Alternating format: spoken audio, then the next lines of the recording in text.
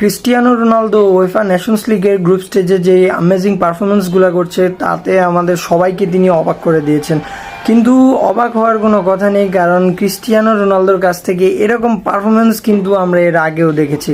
এই পর্যন্ত UEFA Nations লিগে ক্রিস্টিয়ানো রোনালদো দুইটি ম্যাচ খেলেছেন এবং দুইটি ম্যাচের ভিতরে তিনি 2টি গোল করেছেন। একটি ক্রোয়েশিয়ার বিপক্ষে তিনি গোল করেছেন এবং গত ম্যাচে স্কটল্যান্ডের বিপক্ষে তিনি একটি গোল করেছেন। ক্রোয়েশিয়ার বিপক্ষে ক্রিস্টিয়ানো রোনালদো 3টি বিগ চান্স ক্রিয়েট করেছেন এবং সেই 3টি বিগ চান্স ক্রিয়েট করে এবং একটি গোল করে কিন্তু ক্রিস্টিয়ানো রোনালদো ওই ম্যাচটির ম্যান অফ দ্য ম্যাচের পুরস্কারটি পান এবং ওই ম্যাচে কিন্তু রোনালদো তার ক্যারিয়ারের মোট 900টি গোলের রেকর্ডটি পূরণ করেন এবং রেকর্ডটি পূরণ করার পরে কিন্তু রোনালদোকে আমরা ইমোশনাল হয়ে যেতে দেখেছি। ইমোশনাল হওয়ার পরে রোনালদোকে কিন্তু বেশ কিছু জায়গা থেকেই কনগ্রাচুলেশন জানানো হয়েছে এবং মাদ্রিদ থেকেও রোনালদোকে কনগ্রাচুলেশন জানানো হয়েছে।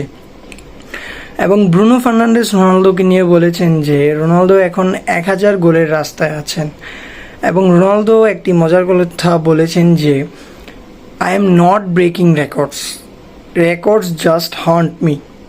এবং সেকেন্ড ম্যাচে স্কটল্যান্ডের বিপক্ষে রোনালদো আবার একটি গোল করেন। ওই একটি গোল করে কিন্তু রোনালদো মোট 901 গোলের অধিকারী হন। এখন পর্যন্ত রোনালদো পুরো বিশ্বের সর্বোচ্চ গোলদাতা। তিনি তার ক্লাব ক্যারিয়ারে মোট 769টি গোল করেছেন এবং ন্যাশনালের হয়ে 132টি গোল করেছেন। তো আপনাদের কি মনে হয়, রোনালদো এভাবে যদি গোল করতে থাকে আগামীতেও রোনালদো আরও কত গোল করবে? রোনালদো কি পারবে 1000 গোল করতে?